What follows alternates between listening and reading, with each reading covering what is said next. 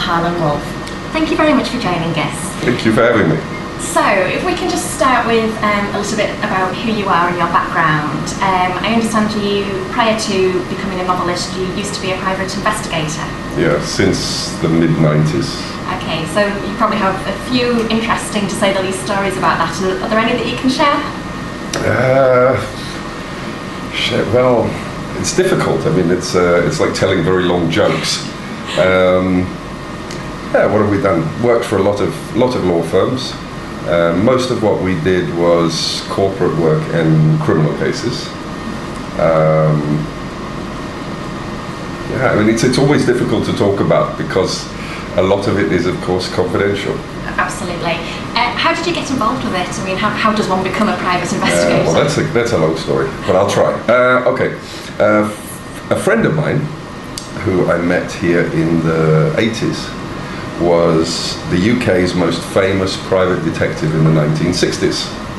He even ended up working for people like the Great Train Robbers, but he ended up proving they were guilty and therefore resigned from the case. Very interesting character. He's dead now, unfortunately, but very interesting character indeed.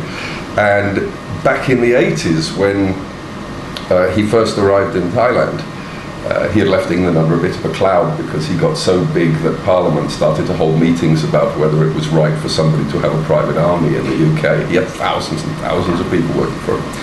And he came to Thailand and went into the food business, and of course missed his old life so much that when his ex-employees who had set up their own firms in the UK would contact him and say, "We hear you're in Bangkok, boss, and are you still in the game?" He would, of course, lie to them and say, "Yes, absolutely," he wasn't.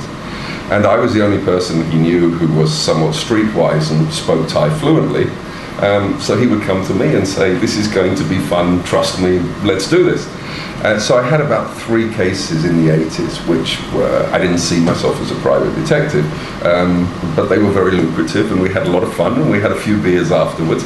So mid-90s, when I was trying to work out what to do with the next bit of my life, it suddenly struck me that why not just print a name card that says private detective and start telling people. And, well, as they say, the rest is history. Excellent. So what brought you to Thailand in the first place?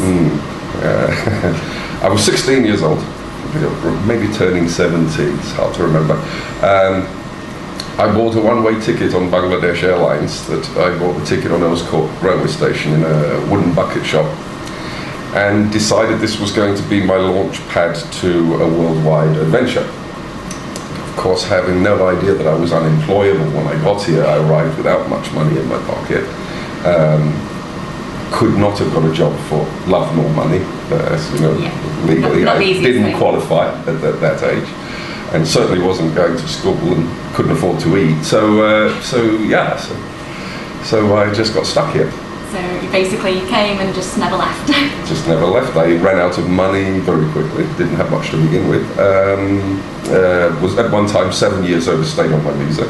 Was probably Thailand's most wanted expatriate offender in those days. There weren't many of us here. And yeah, I've been here ever since. And so what then led to you writing your first novel? Yeah, it's a strange thing. Ever since my mother's Swedish, my Swedish grandfather was a famous writer in Sweden. He was a war correspondent with the Swedish newspapers during the Second World War, and after the war he went very existentialist, but people wanted happy stuff after the Second World War, so nobody really read him. So he spent the rest of his life as a writer of children's books. And he's still quite well known in Sweden, especially amongst the older people. And ever since I was a child, I always had this idea that somehow I was supposed to be a writer, and I've always read a lot. And then I told myself I have to wait until I've got something to write about, so let's go out there and live a little and we'll write further down the road. It started at maybe I'll write at 30, and then it was, well, maybe 40 is the right age, and finally at 50 I said, okay, enough's enough, it's time to get on with it. And then that was it. So I imagine being in Bangkok and Thailand, it gives you quite a lot of inspiration. Yeah. It's difficult though.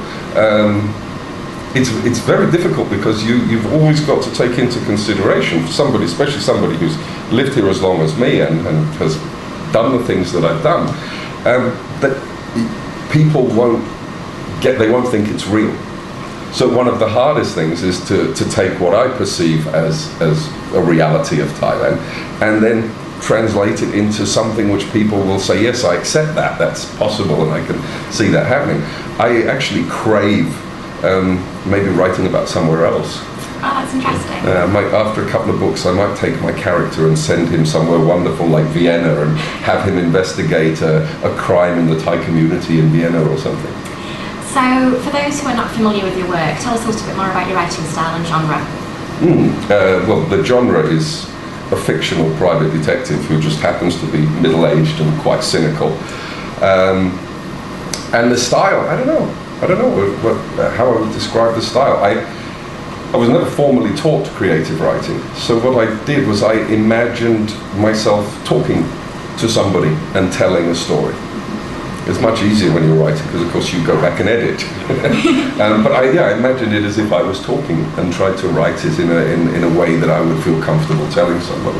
And so what's Bangkok Rules actually about then? Well, my youth here was full of very, very colourful characters. Quite a few of them are based on real people, but not in a real situation. So the villain is an ex-CIA officer from Vietnam who has come back to Thailand in the 90s and is a serial killer. Right. And he, of course, has lots of ties with his old friends in the Thai military from the days when he was in the CIA, which helps him to evade the law. We have alcoholic journalists, have to include at least one of those. Dutch antiques dealers, your average barflies, just about everybody I could imagine that I had seen and was very memorable to me, I tried to include them in the book. So going back on one of the points that you made earlier, that you actually find it quite difficult to write about Bangkok and whether people will actually accept what you're saying or not. Well, it's got my bit of Bangkok because I didn't live the normal lifestyle. I mean, I wouldn't attempt to write about what it would be like to be an executive in a computer company in Bangkok because I have no idea. But my little corner I'm quite familiar with. Okay. We've noticed there are actually quite a number of books based in Bangkok and Thailand. There's quite a few authors who write about various characters living here.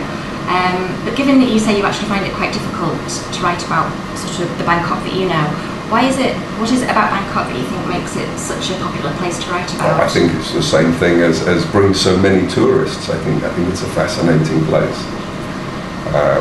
I think I don't really have the stars in my eyes anymore. I've been here so long, I'm more like a Thai. I look at Europe and think it's wonderful and I can't wait to go there on holiday.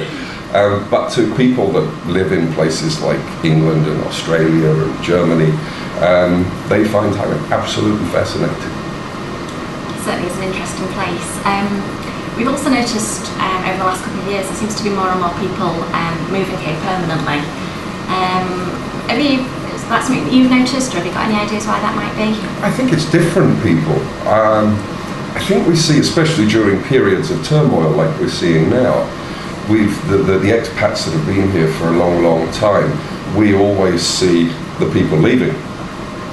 It's part of living in Thailand is you make friends and then they're not there anymore, which becomes very frustrating. So as you get older, you have a tendency to make less friends and be a little bit difficult to approach. But what we don't see, of course, is the new people coming in because we're not familiar with those and we don't really see them until they've been here a while. So I'm sure there's lots of new people coming in, but there's also lots leaving. So with regards to that, obviously we're both in Bangkok at the moment and Bangkok's been hitting the news worldwide due to the protests and the shutdown. How are you actually finding it? Has the shutdown affected you personally at all, your day-to-day life? Not really in day-to-day life. I mean, apart from worrying about kids going to school and university and things and the areas that they have to cross on their way there. In fact, there was a period of 2 weeks when I kept everybody at home because we just weren't sure how it was going to go. But emotionally, I think it's having a huge effect on people. I think people are very frustrated. I think a lot of people are getting depressed. You don't notice it because everyone else is in the same boat, but it's certainly having a huge effect on people. Do you think it's having an effect on tourism as well? Oh, it's huge. huge. And maybe we haven't even seen it yet, because of course lots of the people that are coming here now, it's because they prepaid their holidays and they can't get a refund. But who's booking right now? Yeah, absolutely. Well, that was really interesting. Thank you very much for coming in today. Thank you very much for having me.